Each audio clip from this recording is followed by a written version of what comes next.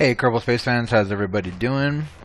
So we got another video here today, and this one's going to be about space shuttles. Now I've seen a lot of videos recently about space shuttles. Scott Manley made one, and after watching that it linked me to another couple that other people had made, a couple of them in 0.25, which used some of these parts. And most of them normally went like this. They'd had that one cockpit there, they'd put a small bay on it, they put a little bit of a fuselage on it with some rockets for orbital maneuvers and whatever, and then started mounting engines on the back at varying angles, etc., etc. Now when I decided to do my own, I didn't want to do that. I wanted to make one that really looked like a space shuttle. So the way that I made it is I started with this body, and I put a fuel tank down below because this being a wider command pod, you have more space to work with.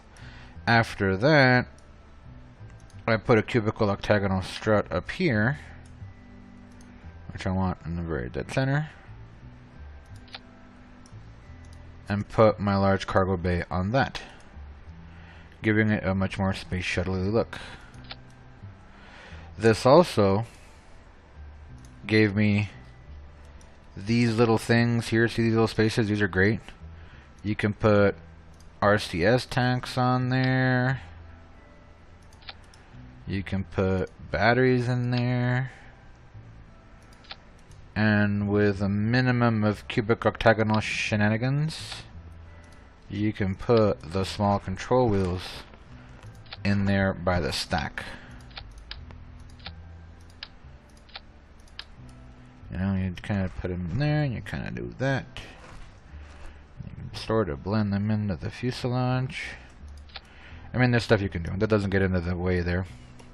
And of course, once you're done with that, you can grab, one of these connection sections or whatever, and spackle it up, make it look good. So, a lot of cool ways to do that. I also, of course, apart from having this tank, in order to have other stuff to mount it on, put of these.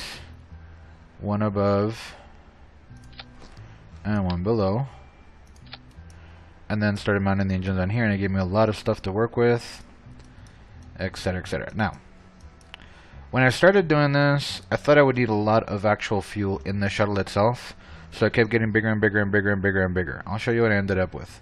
The first functioning space shuttle that I made is this monstrosity. It was very hard to control with the tank on there, so I had to put control wheels on it, which I felt was cheating. It itself has an entire second cargo bay full of batteries and control wheels to keep itself flying straight. Very, very difficult to manage. This is the cargo bay, of course. This is the payload. But as you see, unlike the space shuttle, the payload is less than half of the length of the... Not the payload, the cargo bay is less than half the length of the space shuttle, which isn't how it was. And this is way huge. I mean, this is the biggest tank in the game right here. And here's in like another half in sections, so it looks checkered. I thought it looked pretty cool. So this one is entirely too big, and it's very difficult to control. I mean, it can complete the mission, it can get into space, but being so huge, I had a really hard time deorbiting it. It glides okay, but I never was able to put it back on the runway. I'll launch that one to kind of show you how difficult it is to maneuver.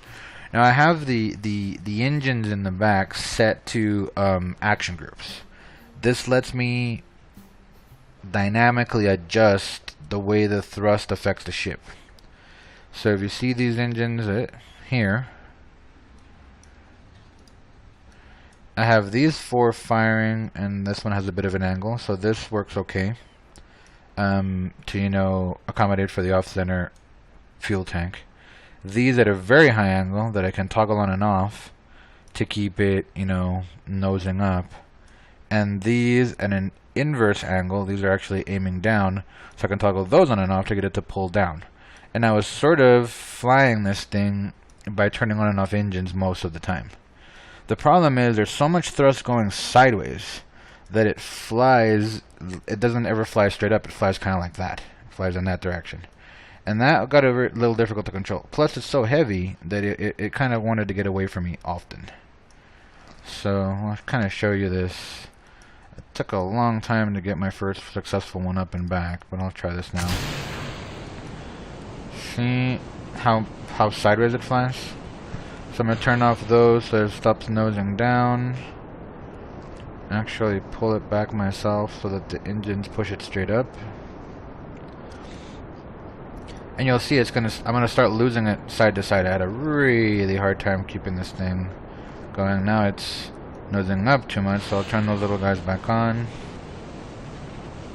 And I feel like I'm in the circus. I feel like I'm doing some kind of balancing act with this thing.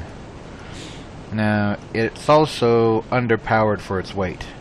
So I kind of had to nurse it into space, and it worked, you know. It did its thing. One problem I was never able to solve, and I know you guys see that there's no Separatrons on here, and I did try putting a bunch, is I kept running into these things too. Since we're flying kind of down, we're flying that way, they fly up into the wings and break them. And let's see here. So I'm gonna let them go a little early. I have to turn those little ones off or else it pulls me down. Now I'm not going straight up. Now I'm losing it side to side.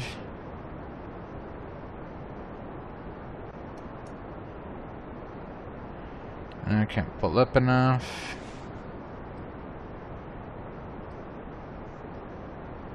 Okay. So yeah, this was always, and I never got anyone cleaner than this. I was always wrestling with it and losing tons of speed and flying more sideways than down in mid-ascent and all kinds of trouble. Trust me, it did work. I'm not going to bother to try to, you know, refilm this video over and over again until I get one of these monstrosities in space. But yeah, like I was saying, it also glides terribly. It has so much drag because it has so many pieces that I was never able to bring it back down to the runway. And yeah, so the second version that I tried going smaller but with some of the same design elements. So I learned a lot putting this thing together and flying it. I ended up making this one. This one's a little bit more realistic in scale. Same cockpit, same, you know, 3 RCS thrusters like the space shuttle had on the nose. Of course, those were like here pointing that way because they're the ones that... The RCS thrusters on the nose of the shuttle actually pulled it. It had 3 that kind of fired in that direction and some here. So even though they're in the front, they pulled it forward. Anyway, so you can see the tanks here, you can see the panels here covering up all the internal workings. And then there are, you know, control wheels and batteries and that kind of stuff. There's a battery there. And of course the fuel hosing of this thing is a mess. And it has RCS tanks and RCS thrusters and all that good stuff. It does have a little payload in here. It's a little surveillance type satellite. You can see the RCS and the wheels under there. Those are not attached to the bay, those are underneath it. Now one of the tricks that I do is, we have all this multitude of fuel, and it flies very differently when it's attached to the tank than it would without it. That's what these engines are for. See, these 3 engines are necessary to push the off-center mass of the tank. Once that engine is done and out, these engines are now the ones that will be pushing it because they're right under the center of mass of the ship.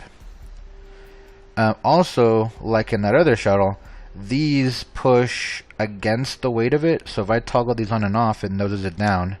If I toggle any of these on and off, it noses it back up. Well, it noses them up when these are on and noses them up when these are down. So like for example, if I'm flying straight up and I want it to nose up, I can toggle these off, and then these overcome the weight and pull it up. And I was actually able to fly this thing pretty much into orbit without having to steer. I just let the SAS hold it in the direction that it's aiming, and toggle engines on and off as I need to get it to go where I need to go. So let me show you how this one works.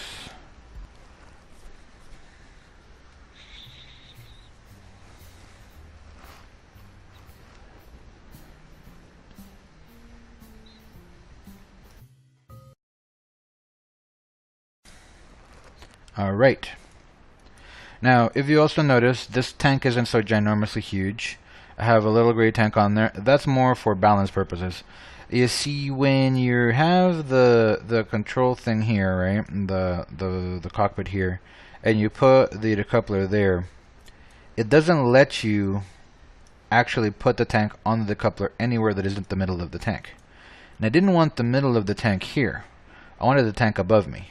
So I put this one in the middle, as I kind of have to. Then I just put this one on top of it, and that gives me the balance that I wanted. There is no SAS wheels in the tank at all. There's just a tank and the aerodynamics. And we still have the same ginormous SRBs, which we'll have to cut loose early like we did with the other one.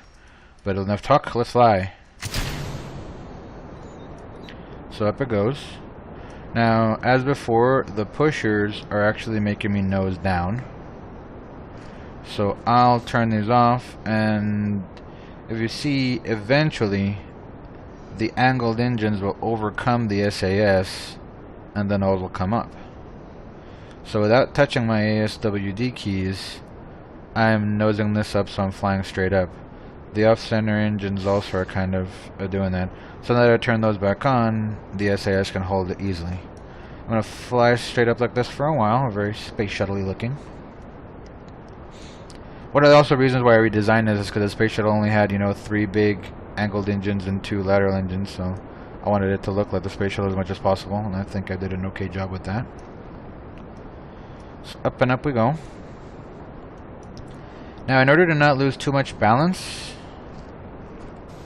I'm going to cut the SRBs loose early. Or not. And of course, with the shift in thrust, I have to fire engines differently. Okay, so now I'm flying straight up. I only have the tank, and I'm on all engines. I want to do my gravity turn, so I'm going to hit 2, little by little, and this will make it flatten out for the gravity turn. There we go. I still haven't touched my WSA D key, so this, I'm letting it steer. I'm not steering it at all. The offset engines are still pushing me up more than they're pushing me sideways, so we end up in this weird situation that's actually the opposite of how normal rockets are, that you're aiming higher than you're flying. Here I'm flying higher than I'm aiming. And that's also the reason why I'm kind of flying upside down, because that way I can keep the thrust under the weight of the tank, which is, I think, exactly how the shuttle did it too. Now, in order to keep this thing flying right with the engines and whatnot, the tanks on the shuttle themselves are shut off. I'll have to manually turn these on when I'm going to fly without the tank. So I'm going to keep heading up. Okay.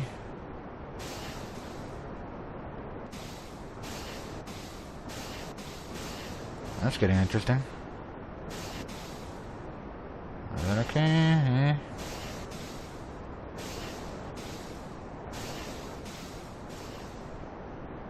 Let's see. There we go. Now we're only flying on one engine. And that should get me pretty high up.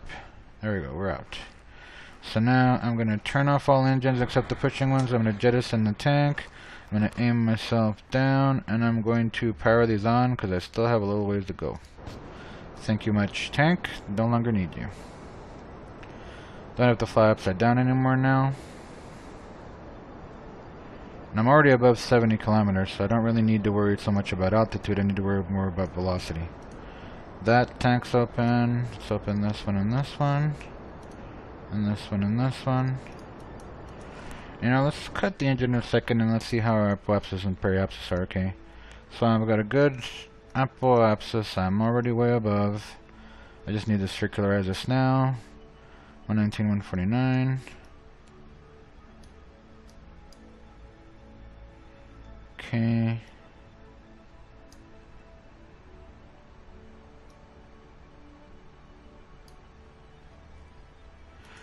T119 sounds good to me. Okay. Yeah, I don't believe that burn at all. Really? Wow. I don't know that I have that much fuel. Okay, so if we're seeing that I'm going to have a fuel problem, I'm going to start pulling reserves. These are not hosed to go anywhere. Those are mostly structural bits, and they were shut off by default. So I'm going to use those to refill my tanks before I have to do that circularization burn that's going to be a little longer than I expected. This all changes dramatically depending on whether I do or don't screw up with the orientation. I did have a bit of a mess up, so that could end up some of my fuel efficiency. Does any of these tanks have any less? Well, that's not gonna work. I'm not off balance by that much. I'll just switch a little over here. That's fine. That's not gonna make a problem. Alright, so let's go.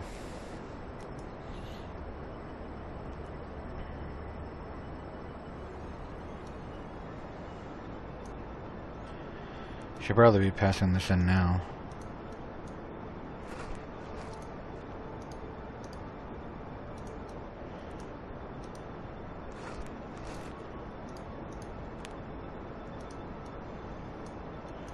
Okay.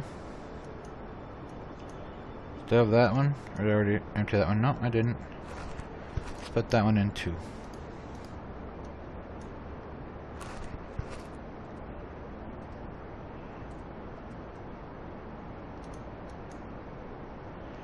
Alright.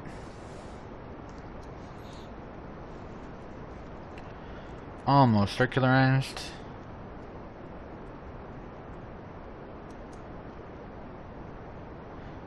Let's turn some illumination on. There we go. Little camera shifting. And that should be it. So we're in orbit.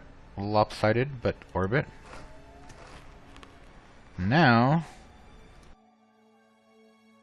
let's go ahead and deliver our low Kerbal orbit satellite. Action group to open the cargo bay. Decouple that. I'm going to use RCS to keep it from smashing into stuff. And get out of my cargo hold. Bye-bye. Now here's my little satellite.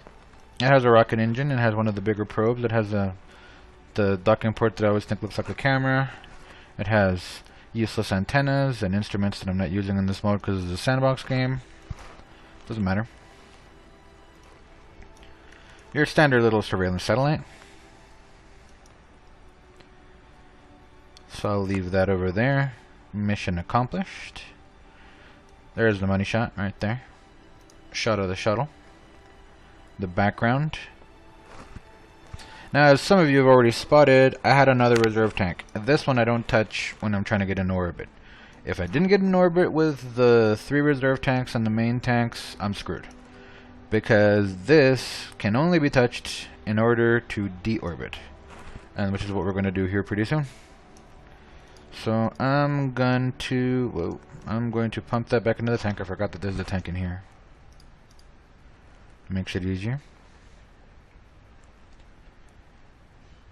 And get ready for the deorbit. The deorbit is pretty much like any other space plane. I mean, there's nothing. This is just like a bigger space plane. It's no different really than deorbiting any regular SSTO. I even have fuel enough to power back to the runway if I have to. So that's my shuttle. Thank you guys very much for watching, as usual. Still pleasantly surprised by the amount of new subscriptions I get every now and then. And for now, this is Ross signing off and wishing you guys happy Thanksgiving, happy holidays, and all that good stuff. Reminding you guys to fly safe and whatnot.